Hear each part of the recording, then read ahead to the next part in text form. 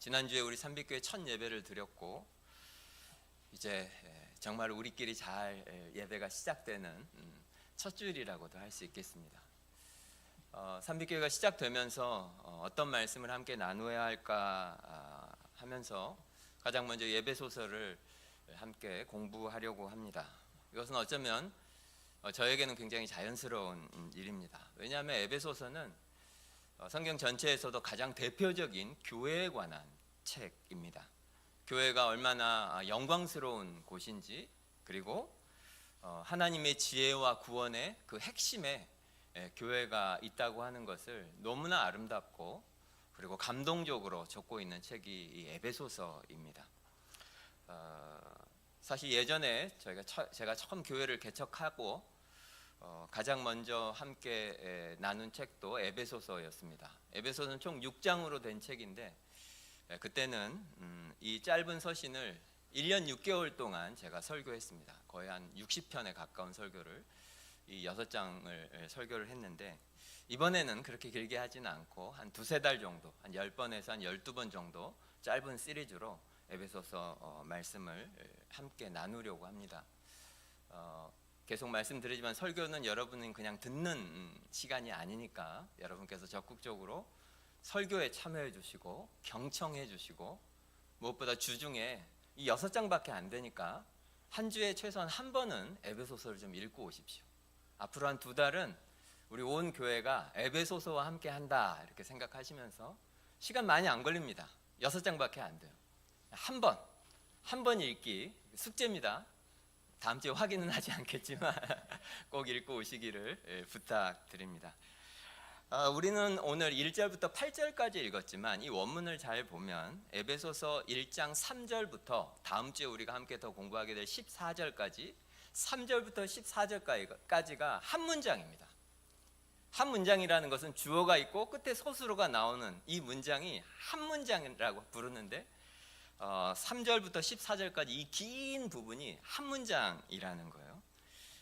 굉장히 길고 긴 문장이죠.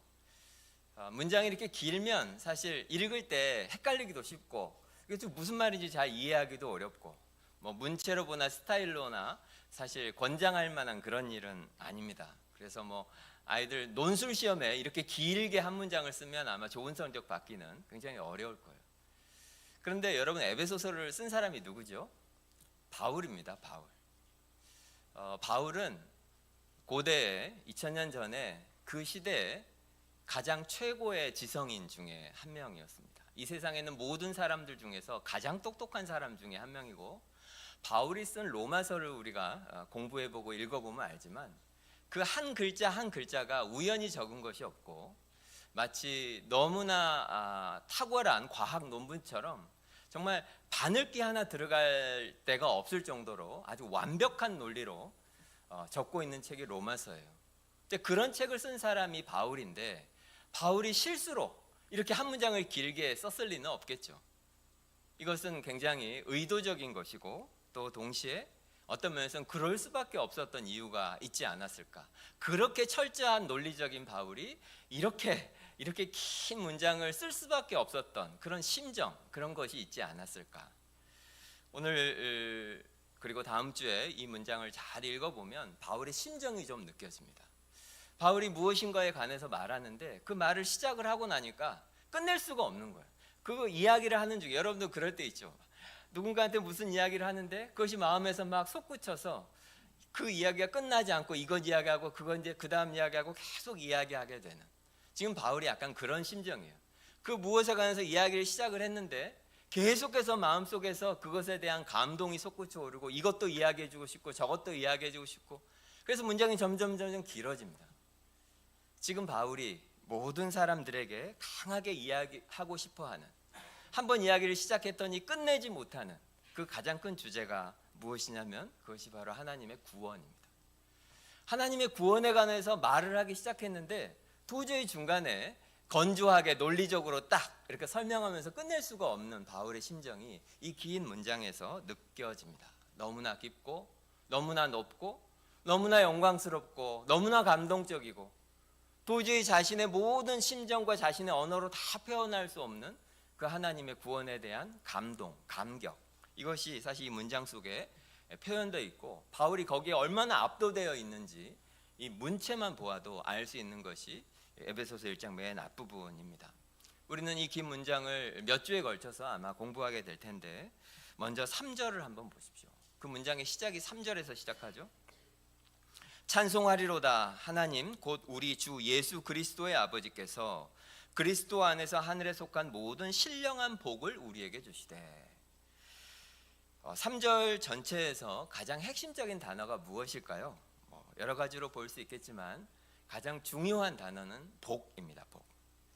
사실 우리 한글 번역에는 이게 도드라지게 잘 드러나진 않지만 원어를 보면 이 3절, 이 한 절 속에 이 복이라는 단어가 3번 반복돼서 나옵니다. 그래서 원문 그대로 직역을 하면 이렇게 돼요. 모든 신령한 복으로 우리에게 복 주시는 하나님께 복이 있을지어다. 이게 원문을 그대로 직역한 거예요. 모든 신령한 복으로 우리에게 복을 주시는 하나님에게 복이 있을지어다. 그것이 3절 말씀을 직역한 내용입니다. 그런데 우리가 먼저 기억해야 할 것은 성경에서 복, 축복 이런 말을 하면 그것은 우리가 지금 사용하는 복이라는 단어하고는 조금 의미가 다릅니다. 우리는 요즘 복 받았다 뭐 이런 표현 쓰죠. 심지어 교회에서도 많이 쓰는데 우리가 복을 받았다고 할 때 그 말은 우리가 원하는 것을 받은 것, 그런 것을 우리는 복 받았다 그러죠.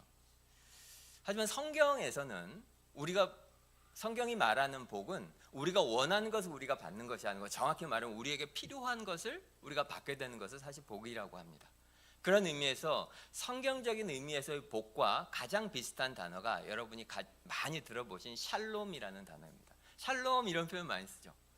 이 샬롬이라는 단어는 원래 구약 성경에 나오는 단어인데 무슨 뜻이냐면 하나님이 세상을 창조하시면 처음에 창조하신 다음에 하나님의 창조 질서가 온 땅에 완벽하게 작동하고 있는 그런 상태, 에덴 동산의 죄 이전의 상태, 그런 상태를 샬롬이라고 합니다.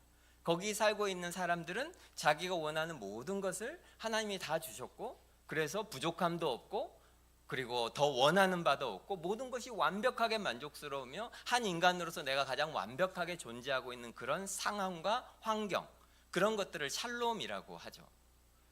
그런 의미에서 복이다라고 하는 것은 바로 그런 상태를 하나님이 주신다라는 것을 의미해요. 그래서 우리가 복 받았다라고 할 때 그것은 내가 원하는 그 무엇을 받는 것이 아니고 하늘에서부터 우리가 한 인간으로서 완벽하게 잘 살 수 있도록 하나님이 원래 의도대로 한 인간이 살 수 있도록 하늘에서 우리에게 부어주시는 생명력, 하나님이 그걸 주시면 우리가 죄인이 아니라 하나님의 원래 의도, 창조의 의도대로 살 수 있도록 하나님이 부어주시는 힘, 그런 것을 복이라고 합니다. 뭐 돈이나 건강이나 그런 것이 아니고 우리가 한 인간으로서 잘 살 수 있도록 하나님께서 하늘에서부터 부어주시는 생명력, 힘, 그런 것을 복이라고 합니다.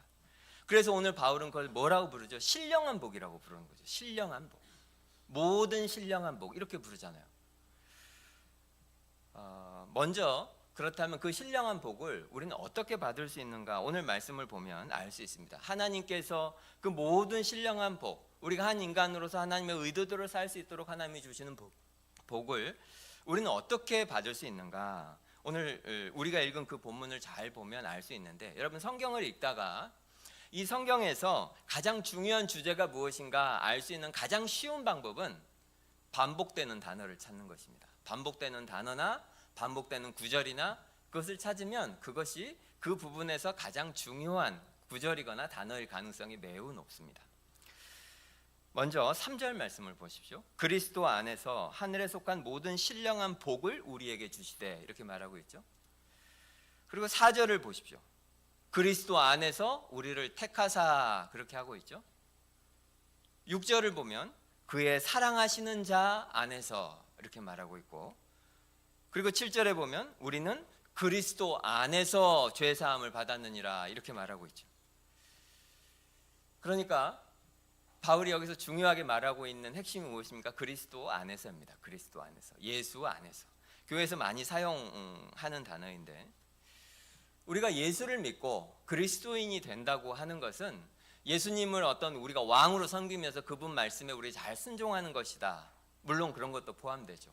혹은 우리가 예수님을 닮아서 예수님처럼 사는 것이다, 예수님을 그렇게 여기는 것이다, 그것도 우리가 예수 안에 있는 거 맞습니다. 하지만 오늘 성경이 우리가 예수를 믿고 그리스도인이 되고 우리가 신자가 되고 그것을 뭐라고 말하고 있냐면 예수님의 말씀에 순종하고 그분을 왕으로 섬기고 예수님을 닮아서 우리가 노력하고 이게 다 포함되지만 더 근본적으로는 뭐라고 말하죠? 우리가 예수님 안에 있게 된다, 우리가 그리스도 안에 있게 된다, 이렇게 표현하고 있습니다. 그것이 예수 믿는다라는 말이에요.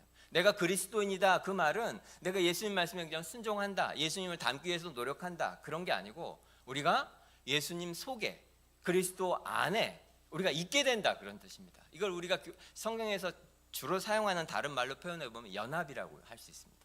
우리가 그리스도와 연합한다, 우리가 그리스도와 하나가 된다, 그런 의미예요. 우리가 뭔가 연합한다고 할 때 지금 우리 교회도 연합을 했는데 이 연합에는 당연히 두 가지 측면이 있어요. 첫째는 당연히 법적으로 연합을 해야 되고, 둘째는 실제로 그 안에서 교류가 있어야 합니다. 그래야 진짜 연합이 되는 거죠. 법적인 연합이 일단은 필요해요. 그리스도와 우리의 연합도 마찬가지입니다. 결혼을 한번 생각해 보십시오.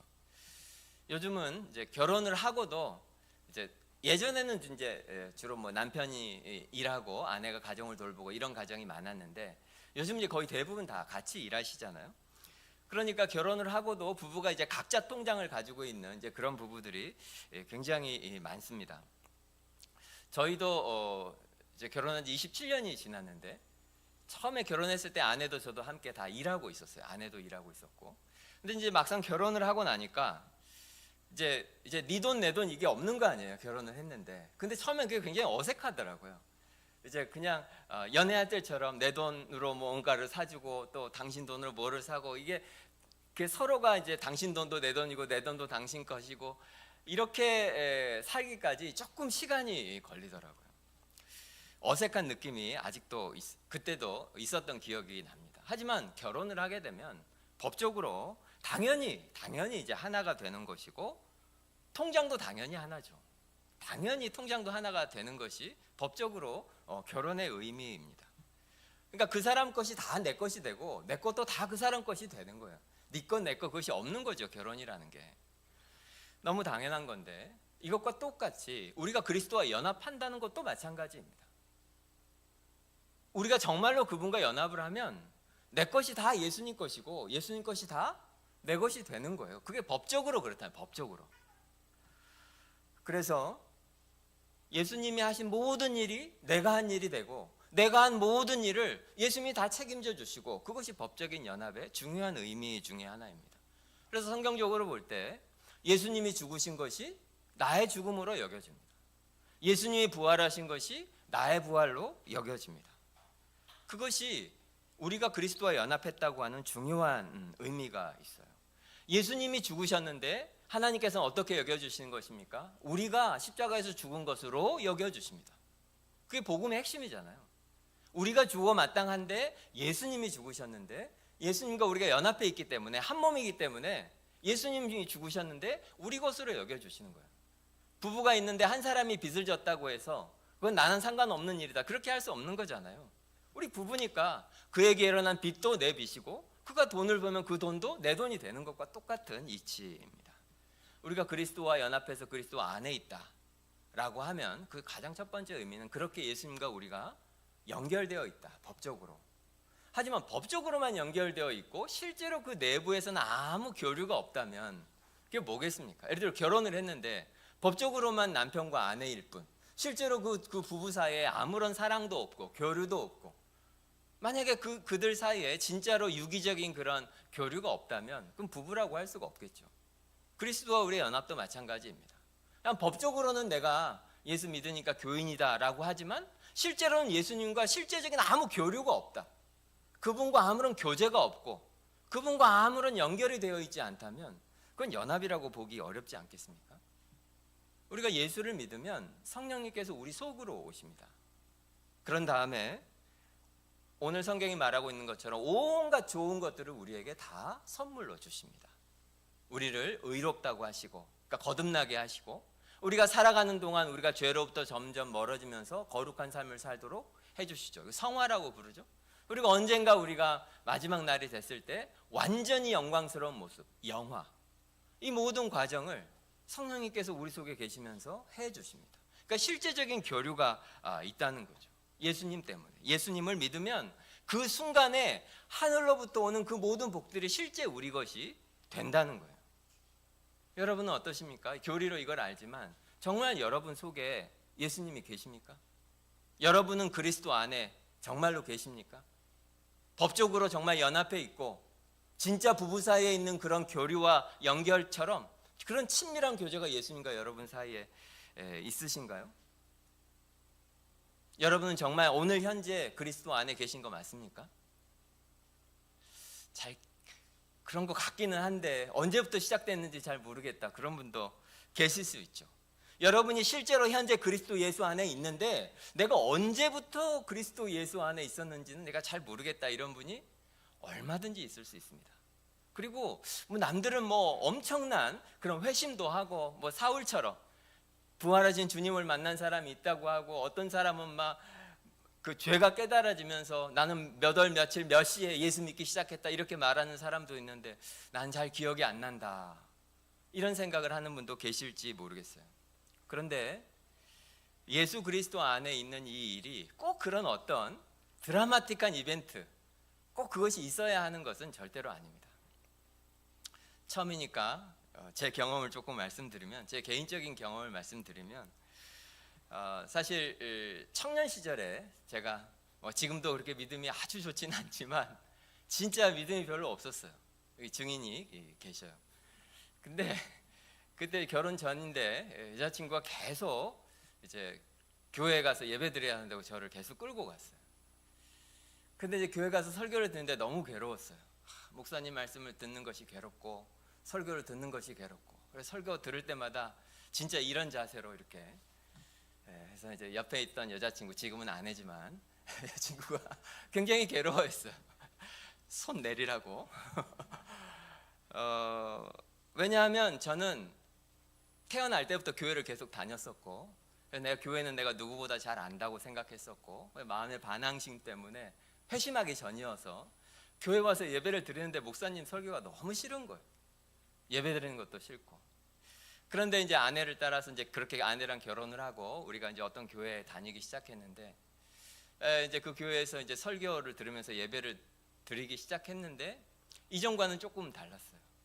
그 전에는 그냥 다 싫었는데 그 목사님 예를 들어 한 40분 설교하면 한 한두 마디가 그래 맞아, 저 말은 맞는 말인 것 같아, 나머지는 다 동의가 안 되는데 저 말은 맞는 것 같아, 이런 거가 한두 개씩 생기더니 시간이 지날수록 점점 그래 저 말도 맞고 그래 저 말이 맞지, 이 점점 흐른 거예요. 그래서 한 1년 2년 지난 다음에 제가 그 교회에서 세례를 받았습니다. 평생 교회를 다녔는데 세례를 안 받고 저항하다가 28살이 돼서 결혼까지 하고 그리고 세례를 받았어요. 그러면서 이제 제가 지나왔던 그 짧은 1, 2년의 시간을 돌아볼 때 어떤 느낌이 들었냐면, 그 기간 동안 제가 변한 것 같아요. 제 생각도 변하고 무엇보다도 이 하나님 말씀에 대한 태도가 변했다, 이것을 부인할 수가 없는 거예요. 그 전에 그렇게 도저히 막 싫고 이해도 안 되고 막 화나고 듣고 있으면 막 그랬었는데, 어떤 일이 벌어졌는지 모르겠는데 한 1, 2년 지났는데 그 말씀이 깨달아지고, 언제부터였냐 말하면 모르죠. 기억이 안 납니다. 지금도 어떤 계기였냐 그것도 없어요. 그냥 아내 따라서 교회를 나갔고, 그리고 그분 설교 진짜 길었거든요. 그 긴 설교를 하루에 2번씩 들으면서 주일마다 그 시간을 지났는데 어느덧 되돌아보니까 내가 이전에 그 사람이 아닌 거예요. 하나님이 정말 큰 은혜를 주셨던 거죠. 뭔가 드라마틱한 이벤트는 아니었지만 뒤돌아보니 부인할 수가 없었어요. 무슨 일이 내 속에 벌어졌다, 내가 진짜로 이전과는 다른 사람이 되었다. 그리고 고백할 수 있어요. 세례를 받았잖아요 그때. 나는 이제 예수 안에 있는 사람이 되었다. 너무 감사했죠. 나는 잘 모르지만 그 어떤 순간에 예수 밖에 있던 내가 예수 안으로 들어온 그 어떤 순간이 있었다는 거예요. 제가 말씀드리고 싶은 핵심은. 그게 언제였는지 그 선이 무엇이었는지 저는 모르지만 분명한 것은 그리스도 예수 밖에 있던 내가 그리스도 예수 안에 속하게 된 어떤 시점이 있다는 거예요. 어떤 선이 있어요. 그런데 두려운 것은 교회를 20년, 30년, 40년을 다녀도 만약에 이 선을 넘지 않으면 무슨 뜻입니까? 그리스도 안에 있지 않다는 뜻입니다. 두려운 말씀이지만 성경의 진리는 거기에 대해서 명백합니다. 그리스도 안에서라고 할 때 이 세상의 사람은 두 종류밖에 없는 거예요. 그래서 그리스도 안에 있거나 아니면 그리스도 바깥에 있거나. 우리가 결혼을 했어요. 그러면 결혼을 했거나 안 했거나 둘 중 하나잖아요. 결혼을 준비하는 과정이 있을 수 있지만 어떤 선이 있어요. 어떤 시점. 그걸 넘어야 결혼이 되는 거죠. 결혼하는 과정이에요. 준비하는 과정은 있을 수 있지만 그 선을 넘지 않으면 아직 결혼은 아닌 겁니다. 우리가 신앙생활을 몇 년 했냐? 그건 그렇게 중요하지 않습니다. 단지 그 어떤 선을 넘어서 이제 나는 그리스도 안에 있는가? 사실 이것이 중요한 거죠. 그러면 우리에게 신령한 복이 무한히 들어옵니다. 오늘 이 글을 쓴 사람이 누구죠? 바울이죠. 여러분 잘 아시는 것처럼 바울은 이전에 사울일 때 너무 큰 죄를 지었던 사람이에요. 교회를 핍박하고 성도들을 붙잡아다 죽이고 그런 사람이었어요. 근데 그러다가 하나님의 은혜로 회심을 하게 됐고 그런 다음에 복음 전도자가 됐습니다. 이전 교회에서 제가 여러 번 말씀드린 적이 있지만 바울이 나중에 예수를 믿고 바울이 주로 뭐를 했나요? 여러 교회들을 방문하고 교회를 개척하고 이런 일들을 했잖아요. 그러면 그 교회들을 다닐 때 특히 유대인 출신 그리스도인들이 모인 그런 곳을 다닐 때 바울이 어떤 교회를 방문하면 거기에서 자기가 예전에 핍박했던 사람을 만날 수도 있고 자기 때문에 죽은 사람의 가족들이 그 교회에도 있을 수 있고 그 당시에 그 기독교 커뮤니티가 뭐 굉장히 작았을 거 아니에요. 초대교회인데. 그리고 바울, 이 사울이라는 이름이 얼마나 끔찍하고 나쁜 이름인지 온 교회 사람들이 다 알았을 거 아니에요. 그럼 교회를 방문할 때마다 그 사람들의 시선이 느껴졌겠죠. 제가 누군 줄 알아? 옛날에 그런 짓 하던 애야. 모든 사람이 알았을 거예요. 제가 사울이야. 그런 사울이 바울이 돼서 우리가 그렇게 잘 아는 로마서 8장 1절의 고백을 하죠. 이제 그리스도 예수 안에 있는 자에게는 정죄함이 없나니. 바울이 그 죄책감을 어떻게 이길 수 있었을까요?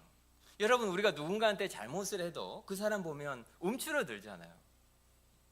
이건 영화 같은 데서도 아주 단골 소재입니다. 예를 들자면 뭐 예전에 젊었을 때 예전에 무슨 일 때문에 자기 실수로 많은 사람이 다치거나 죽거나 그런 일 때문에 그 죄책감에 그 트라우마 때문에 세상에서 자기를 고립시키고 뭐 혼자 산다 이런 이야기 진짜 많잖아요.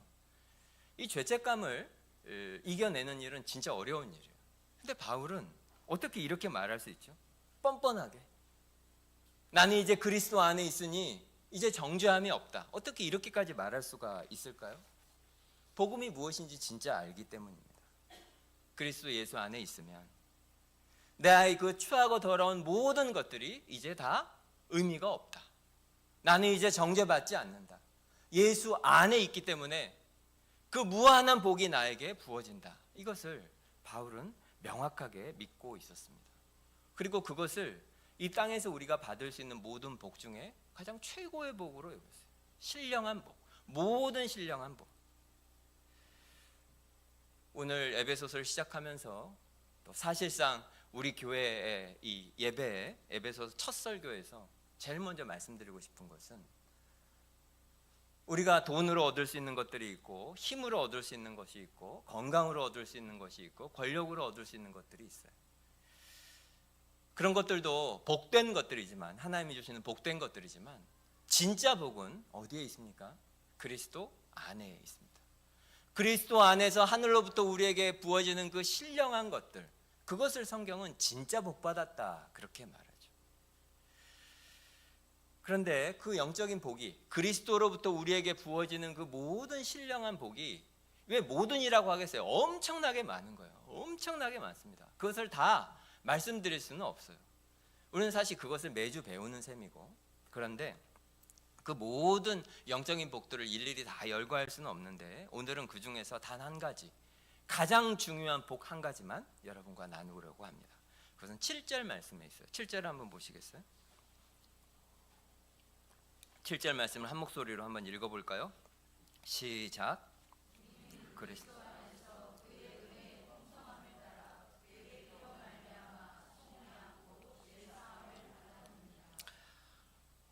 속량이라는 단어 무슨 뜻인지 아십니까, 여러분? 아시는 분도 많이 계시겠죠. 근데 사실 우리가 잘 사용하지 않는 단어죠. 속량이라는 단어. 거의 사용하지 않는 단어인데 이걸 좀 쉽게 이해할 수 있도록 또 한번 제 경험을 말씀드리면, 제가 예전에 부목사로 사역할 때 이제 새벽 설교, 제가 새벽 기도에 설교 담당이 된 적이 있어요. 그래서 설교를 하기 위해서 새벽 일찍 교회를 갔는데, 새벽이라서 길가에, 보통 교회 앞에 있는 길가에 이제 차를 주차를 하거든요. 주차장에 이제 안 가고. 그래서 이제 그 길에다가, 도로에다가 차를 주차하고 이제 새벽 기도에 2번 설교를 하고, 그리고 이제 차를 옮겨놔야 되는데 깜빡하고 그냥 사무실로 갔어요. 사무실에서 이제 앉아서 이제 오전 일을 하다가 9시 반인가 한 10시쯤 돼서 차를 길에 주차해놨지. 그게 떠올라서 막 올라가 봤더니 차가 없는 거예요. 차가 사라졌어요. 바닥에 봤더니 종이가 한 장 있더라고요. 청계산역 근처에 가면 그 견인해 간 차 모아두는 그런 곳이 있다고, 거기로 와서 벌금 내고 가져가라고. 그래가지고 마음속에 약간 원망이 생겼어요. 제가 설교하려고 차 세운 건데 하나님 좀 도와주시지, 벌금을 내게 하시네 하고 어쨌건 어딘지도 몰라서 거기서 택시를 타고 청계산역까지 가서 제 차가 거기에 붙잡혀 있더라고요. 그래서 거기다 돈을 내고 벌금을 내고 차를 찾아서 온 적이 있습니다. 그때 그 차가 노예처럼, 죄수처럼 감옥에 이렇게 갇혀 있는데 내가 돈을 내고 그걸 찾아왔잖아요. 그걸 속량이라고 합니다. 속량이라고 하는 것은 그렇게 노예처럼 붙잡혀 있는데 그 필요한 돈을 내고 이제 자유롭게 나갈 수 있도록 데리고 나오는 거, 그것을 속량이라고 해요. 그러면 속량이라는 말이 성립하려면 두 가지가 필요하겠죠. 첫째는 노예 같은 상태가 있어야 되고, 둘째는 돈을 내고 자유를 준다. 이 두 가지가 있어야 이 속량이라는 말이 포함이 됩니다. 그리스도께서 그분의 피로 우리를 속량하셨다라고 할 때, 그럼 이 두 가지가 다 우리에게 적용이 돼야 맞겠죠. 우리가 어떤 상태라는 겁니까? 우리가 노예 상태라는 겁니다. 우리가 노예 상태예요. 그런데 예수님께서 값을 지불하고 우리에게 자유를 주셨다, 그 말이에요. 속량했다는 것은. 여러분은 첫 번째부터 벌써 동의가 잘 안 되시죠? 내가 노예라고? 그런 분들 많이 계실 거예요. 세상을 살아가는 많은 사람들이 그렇게 생각해요. 내가 감옥에 갇힌 죄수처럼, 아니면 주인한테 순종해야 하고 주인 말대로만 살아야 하는 그런 비참한 노예처럼 내가 그런 사람이라고? 아마 대부분 그렇게 생각하지 않을 거예요. 왜냐하면 나는 내가 원하는 삶은 내 마음대로 살고, 내가 뭐 오늘 교회에 올지 안 올지, 버스를 탈지 택시를 탈지 걸어갈지 내가 결정한다. 나는 이 학교 갈지 저 학교 갈지 내가 결정한다. 내 삶은 내 것이다. 나는 누구한테도 노예가 아니다. 대부분 다 그렇게 생각하며 살겠죠. 근데 여러분은 어떠십니까? 정말로 자유가 있으세요? 진짜 우리에게 자유가 있습니까? 노예가 주인한테 할 수 없는 말이 노우입니다. 노우. 내가 노예인지 아닌지 알 수 있는 방법은 나한테 그런 주인이 있느냐 없느냐예요. 노예는 주인이 이거 해라 그러면은 아니요, 절대 못해요. 근데 만약에 우리한테도 그런 것이 있다면 우리도 노예 상태인 거죠. 이거 아니면 안 된다. 이거 아니면 끝이다. 이거 아니면 내 인생 끝이다. 이거 아니면 내 인생 망한다. 이거 내가 못 가지면 끝난다. 그래서 그것만을 위해서 만약에 산다. 그것이 말하면 무조건 순종한다. 그런 것이 있으면 우리는 사실상 노예 상태인 거예요. 가장 흔한 것이 돈이죠. 돈을 위해서라면 무엇이든 해요. 불순종하는 법이 없어요. 부모들 중에는 자녀들 좋은 대학 보내기 위해서 정말 인생을 거는 사람들도 있어요. 그것을 위해서라면 무엇이든 합니다. 아이들을 교회에 안 데리고 오는 것을 떠나서 그러니까 본인 신앙생활조차도 한 1, 2년 좀 잠시 쉬는 그런 부모들도 있어요. 그게 전부니까.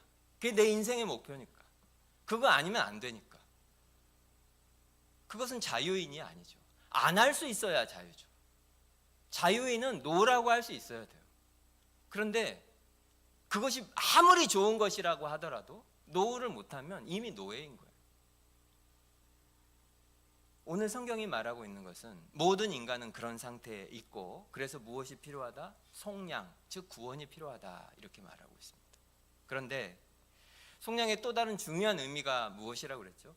값을 주고, 그것을 돈을 주고 자유를 준다는 것이 속량의 중요한 의미니까 비용이 발생한다는 거죠. 비용이 그냥 놓아주는 것이 아니고, 제가 아까 말씀드렸던 견인됐던 그곳에 갔더니 돈을 안 내면 내가 아무리 차 주인이라고 해도 절대 차 그냥 안 줍니다. 벌금을 내야 돼요. 고대에는 지금처럼 은행 뭐 이런 시스템이 없었으니까 개인적으로 돈을 빌렸겠죠. 개인적으로. 그런 다음에 그 돈을 못 갚으면 어떻게 됐을까요? 2000년 전, 3000년 전 한번 생각해 보십시오. 그러면 돈을 갚아야 하니까 돈을 갚을 방법이 없어요. 재산도 없고. 그러면 그 사람 집에 들어가서 노예처럼 그 돈을 갚을 때까지 일을 해야 되겠죠. 실제로 성경에 보면 그런 예들이 그 시대에 많이 있었던 것을 알 수 있습니다. 그러니까 내가 빚을 지면 그 빚을 갚기까지 그 주인을 위해서 일을 해야 돼요. 그런데 만약에 옆에서 그 누군가가 아유 저 사람 불쌍하네 하고 그 빚을 갚아주면 어떻게 됩니까? 그러면 자유를 얻을 수 있게 되죠. 근데 성경에는 그런 예들이 있습니다. 가장 대표적인 것이 레위기 25장 25절에 보면 이런 말씀이 있어요. 만일 내 형제가 가난하여 그의 기업 중에서 얼마를 팔았으면 그에게 가까운 기업 물을 자가 와서 그의 형제가 판 것을 물을 것이요. 한글만 이것은 사실 이게 굉장히 어려운 말. 기업 물으다, 이게 전혀 우리가 사용하지 않는 말이니까 이게 그 말이에요. 내 가까운 형제나 아니면 가까운 친척이나 누가 빚을 진 거예요. 그 사람이 노예처럼 살고 있어요. 그러면은 형제나 아니면 가까운 친척이 대신해서 그 돈을 갚아주는 거죠. 그러면 그 사람이 이제 그 집에서 노예처럼 안 살고 나와서 이제 자기 자유롭게 살 수 있게 된다는 겁니다. 그것을 지금 이 기업 물을 자라고 하는 표현을 지금 신약의 에베소서 버전으로 바꾸면 우리를 속량하시는 분, 우리를 구원하시는 분, 그렇게 말할 수 있는 거죠. 기업 물은 게 결국 그런 의미예요. 노예처럼 있던 우리에게 돈을 주어서 그것을 갚으시는. 그런데 오늘 성경이 우리가 바로 그렇게 속량, 죄사함을 받은 사람이라고 말하고 있습니다. 그 말은 우리가 노예 상태고 우리가 엄청난 빚을 졌는데 우리 힘으로는 도저히 갚을 수 없는 상태고 우리도 모르는데 우리는 지금 노예처럼 그 빚을 갚으면서 살고 있다. 우리는 절대로 그 빚을 갚을 수가 없는 상태다. 그런데 누가? 예수님께서 우리 대신에 그 빚을 갚아주셨다. 그렇게 말씀하고 계신 거예요. 이것이 핵심입니다. 우리가 자유로운 이유는 예수님께서 우리 대신에 그 돈을 갚아주셨기 때문이에요. 근데 가장 중요한 핵심이 남았어요. 그럼 예수님께서 지불을 하셨는데 우리 대신에 무엇을 지불하셨느냐는 거예요. 우리를 위해서 예수님이 노예였던 우리를 위해서 지불을 하셨는데 그 값을 지불하셨는데 무엇을 지불하셨습니까? 우리가 어떻게 해서 속량을 받게 됐습니까? 7절을 다시 보십시오. 우리는 그리스도 안에서 그의 은혜의 풍성함을 따라 그의 피로 말미암아 속량, 그 죄사함을 받았느니라. 우리는 무엇으로 죄사함을 받았습니까? 그의 피로. 예수님이 지불하신 게 뭐예요? 돈이 아닙니다. 예수님이 자기 신분증을 맡긴 게 아니에요. 예수님이 자기 피로, 자기 목숨을 지불하셨다는 거예요. 우리가 잘 아는 로마서 6장 23절 말씀에 보면 죄의 삭은 사망이요, 이렇게 되어 있습니다. 죄의 삭은 사망이라는 게 뭐냐면 우리가 죄를 지으면 죄 지은 사람에게 월급으로 주는 게 무엇이다? 삭, 그게 사망이라는 거예요. 무슨 뜻이냐면 죄를 지으면, 성경이 말하는 죄를 지으면 그 죄는 무엇으로만 갚을 수 있다? 목숨으로만 갚을 수 있다, 그런 뜻입니다. 그냥 형무소 뭐 얼마 정도 갔다 오고 내가 벌금 냈고 그런 걸로 안 된다. 우리 죄라고 하는 것이 너무나 심각한 거여서, 아무리 사소한 거여도 성경적인 의미에서 죄는 심각한 것이어서 그걸 갚으려면 목숨으로, 우리의 목숨을 내놓는 것 말고는 방법이 없어요. 그러니까 죄인이 자신의 죄값을 치르려면 죽는 방법 말고는 방법이 없어요. 성경에는 다른 거를 말하고 있지 않아요. 이건 앞으로 우리가 계속 배우게 될 겁니다. 우리의 죄에 대한 값을 지불할 수 있는 유일한 길은 우리의 목숨이에요. 우리가 죽어야 돼요. 근데 하나님께서는 우리를 사랑하시기 때문에 우리가 죽지 않기를 원하셨어요. 그래서 하나님이 택한 길이 우리 대신에 자기 아들을 죽이기로 한 거죠. 이것이 복음이에요. 우리가 속량을 받았다, 죄사함을 받았다. 우리가 마땅히 죽어야 될 그 죽음을 예수님이 대신 죽어주셨다는 거예요. 우리가 우리 목숨으로 지불해야 될 그 값을 예수님이 자기 목숨으로 지불하셨다. 이것이 속량입니다. 여러분은 어떠세요? 이걸 믿고 계십니까? 정말로 믿으세요? 내가 흘려 마땅한 피를 예수님이 대신 흘리셨다. 예수님이 십자가에서 하신 그 모든 일을 하나님은 내가 한 것으로 여겨주신다. 그래서 이제 나는 내가 비록 여전히 죄인이지만 나는 정죄함이 없다. 하나님이 나를 그분의 자녀로 나를 무한히 사랑하신다. 여러분 이것을 믿으십니까? 우리가 이 세상에서 받을 수 있는 복이 많지만 이것보다 더 큰 복이 어디 있습니까? 이것보다 세상의 것이 더 귀하고 큰 복으로 여겨지신다면 죄송하지만 그리스도 안에 있지 않은 거죠. 그리스도 안에 있으면 그럴 수가 없어요. 예수 믿고 부자 되세요가 얼마나 말이 안 되는 말인지 알 수 있겠죠. 예수 믿고 부자 되고 기름지고 편안한 삶을 사는 거, 그것이 정말 복일까요? 아까도 말씀드린 것처럼 그것이 저주는 아니죠. 예수 믿고 부자 된다고 해서 저주는 아니죠. 하지만 그것은 일시적인 것입니다. 진짜 복은 그리스도 예수 안에서 영원히 죽어 마땅한 우리를 하나님께서 영원한 생명을 주셨고 그분의 자녀를 삼아서 그분의 모든 것들을 가질 수 있는 상속자가 되게 해주신 것이 우리가 진짜 받는 모든 신령한 복의 핵심 중에 핵심입니다. 우리가 예수를 믿는 순간 그것이 우리 속으로 들어와요. 여러분 중에 진심으로 회개하고 예수 그리스도를 여러분의 주인으로 섬기는 모든 사람 속에 이미 이 복이 있습니다. 안 믿어지십니까? 맞아요. 우리의 문제는 바로 여기에 있습니다. 우리는 실제로 이미 아까 제가 말씀드린 것처럼 어떤 선을 넘어서 이미 그리스도 예수 안에 있는 사람들이 대부분이에요.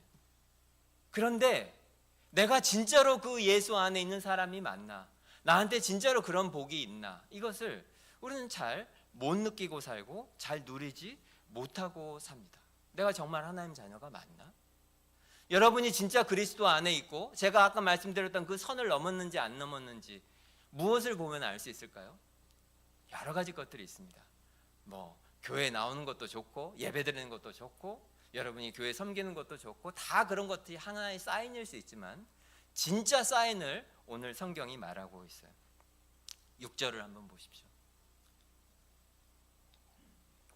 여러분이 진짜 그리스도 안에 있는지 없는지 6절이 판별을 해줍니다. 보면 이는 그가 사랑하시는 자 안에서 우리에게 거저 주시는 바 그의 은혜의 영광을 찬송하게 하려는 것이라. 하나님께서 그 많은 복을 주시면서 우리를 그리스도 안에 두신 이유가 뭐라고 하죠? 결국 그 은혜의 영광을 찬송하게 하려고 우리에게 그 은혜를 주셨다는 거예요.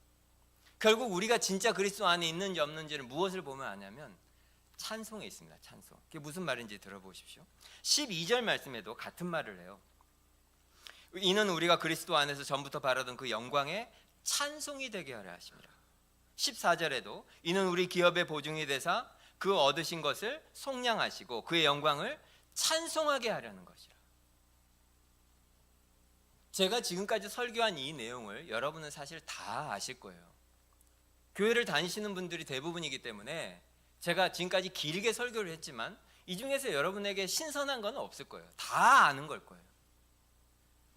하지만 그것을 우리가 아는 거하고 진짜 복을 받은 사람의 차이는 그 십자가의 속량, 그것이 너무나 영광스럽고 너무나 아름답고 너무나 감동적이고 그래서 그 십자가의 은혜가 내 마음과 생각을 완전히 사로잡아서 그것을 그냥 말하지 않고는 견딜 수가 없고 남들에게 말하고 싶고 그것을 막 높이고 싶고 그런 심정이 막 마음에서 불일 듯 일어나는 상태, 그거를 오늘 바울은 찬송이다 이렇게 표현하고 있습니다. 그것이 있느냐 없느냐 결정적이에요. 우리가 신령한 복을 받았다고 하면 그 신령한 복은 이렇게 생각하시면 돼요. 그건 그냥 내가 뭔가를 받는 게 아니에요. 그 신령한 복이 우리 속으로 오면 그 복은 우리를 절대로 가만두지 않고 우리 속에서 어떤 에너지로 힘으로 작동하고 작용한다는 거예요. 그것이 없으면 우리는 진짜 그 복이 없는 사람과 비슷해요. 우리 외부에서 우리 속으로 어떤 힘이 들어와서 그것이 우리를 그냥 예전에 살던 대로 그냥 두지 않고 그 다른 삶을 살게 하는 거예요. 그래서 삶의 모든 것에서 그게 드러나요. 여러분은 어떠십니까?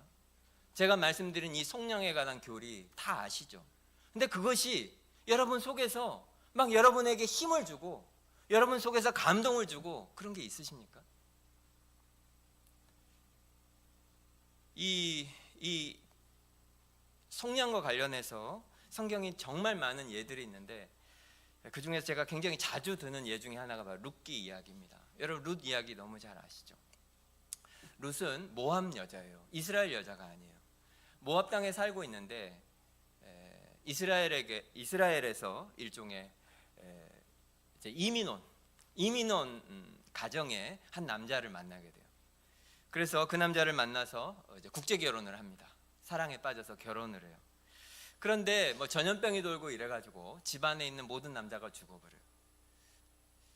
시아버지도 죽고 시동생도 죽고 자기 남편도 죽고. 그러니까 졸지의 집에 과부만 3명이 생긴 거예요. 자기 시어머니도 과부고 동서도 과부고 자기도 과부고. 그래서 이제 도저히 이제 거기서 살기가 어려워서 시어머니는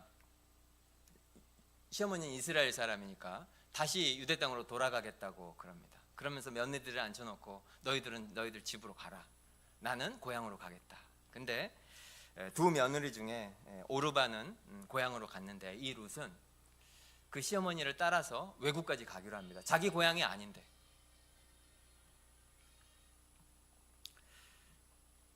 그래서 시어머니랑 이 어린 과부가 외국 땅인데 이제 돌아와요. 왔지만 수천 년 전에 과부 둘이 어떻게 경제적으로 살 수가 있겠습니까? 참 어려운 상황이었죠. 그래서 먹을 것이 없으니까 이 착한 룻이 시어머니 먹을 거를 이제 드리려고 할 수 있는 일이 없으니까 지금이야 뭐 여러 가지 일을 할 수 있었겠지만 지금도 쉽지 않은데 그때 아무 할 일이 없어서 그냥 밭에 나가서 사람들이 이제 그 추수하고 남은 그 바닥에 떨어진 그런 이삭 이런 걸 주워다가 이제 그걸 가지고 가서 모아서 어머니를 먹이고 시어머니를 이제 먹이고 이렇게 했어요. 이제 그러다가 그냥 우연히 어떤 밭에 가서 일하다가 거기서 보아스라고 하는 남자를 만나게 되고 그 보아스라고 하는 남자가 이 어린 과부를 불쌍히 여겨서 마음껏 그 음식 그 떨어진 것들을 가져다가 먹을 수 있도록 그렇게 배려를 해줍니다. 이 소식을 저녁에 이제 나오미가 듣고 너무 행복했어요. 왜냐하면 그 보아스라는 사람이 가까운 친족이고 그래서 아까 말했던 기업물을 자였다는 거예요. 우리를 대신해서 우리의 빚을 갚아줄 수 있는 사람. 의무감이라기보다는 그렇게 해줄 수 있는 사람이었던 거예요. 그래서 이제 우리는 잘 이해하기 어렵지만 어쨌건 나오미가 룻에게 네가 그 보아스에게 가서 이렇게 해라 저렇게 해라 그렇게 해서 룻기 3장 9절에 보면 이제 보아스의 이불 속으로 탁 들어가서 이불을 덮고 하는 말이 나는 당신의 여종 루시오니 당신의 옷자락을 펴 당신의 여종을 덮으소서 이는 당신이 기업 물을 자가 됨이니이다 이렇게 합니다. 그렇게 하자 이제 보아스가 자기가 기업 물을 자라는 것을 알고 이 룻 그 나오미의 원래 가족들이 가지고 있던 땅 그 땅이 이제 일종의 담보가 잡혀 있으니까 거기에 대해서 빚을 다 갚아줍니다. 그런 다음에 어떻게 하죠? 거기서 그치는 것이 아니라 룻을 데려다가 자기의 아내로 삼습니다. 그냥 빚만 갚아준 게 아니고 아내로 삼아요. 무슨 의미죠? 자기 재산이 이제 다 룻 거가 되는 거예요. 단순히 빚만 갚아주는 것이 아니고 자기의 신부로 삼아서 아내로 삼아서 영원한 언약을 맺고 그렇게 사랑합니다. 정말 아름다운 이야기죠. 천천히 묵상하면서 다시 읽어보십시오. 너무너무 아름다운 이야기인데 성경은 바로 그 일이 우리에게 일어난 일이다. 예수님이 우리에게 해주신 일이다. 그렇게 말하고 있습니다. 우리는 기근으로 우리 힘으로는 절대 죄의 대가를 지불할 능력이 없는데 예수님께서 우리를 대신해서 그 대가를 지불해 주시고 우리의 기업 물을 자가 되어 주십니다. 예수님이 우리를 얼마나 사랑하시는지 우리가 무엇을 보면 알죠? 예수님은 그냥 남은 돈 조금을 우리에게 주신 게 아니에요. 우리를 노예되었던 우리를 구원하시기 위해서 예수님은 자기가 대신 죽으셨어요. 조금만 이것을 더 깊이 생각해 보십시오. 여러분, 이 세상에서 여러분을 제일 사랑하는 사람이 누굽니까? 이 세상에서 누가 우리를 이렇게까지 사랑해 줍니까? 조금만 잘못해도 사람들이 돌아서죠. 조금만 섭섭해도 매정하게 돌아섭니다. 조금만 자기에게 손해가 되고 불편하면 그 사람 관계 유지 안 합니다. 그런데 예수님은 우리의 모든 죄를 다 아십니다. 우리가 얼마나 추한지 아셔요. 그런데 그런 우리를 대신해서 죽기까지 우리를 사랑하십니다. 이 이야기를 읽고 또 읽으시기 바랍니다. 묵상하시고 또 묵상하시고.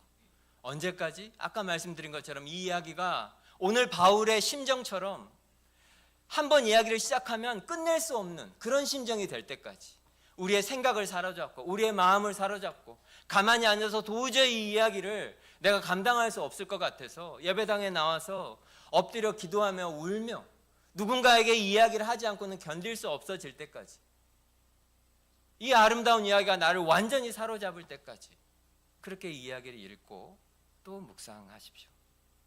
그러면 이제 그 어떤 것도 우리의 주인 노릇을 절대 하지 못하게 될 겁니다. 그것이 아무리 세상에서 좋은 것이어도 그것이 절대 우리의 주인이 되지 못할 것입니다.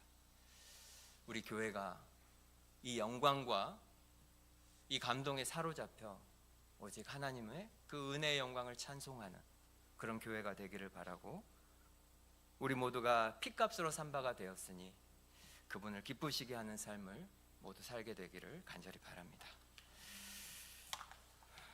우리 말씀을 생각하시면서 잠깐 기도하겠습니다.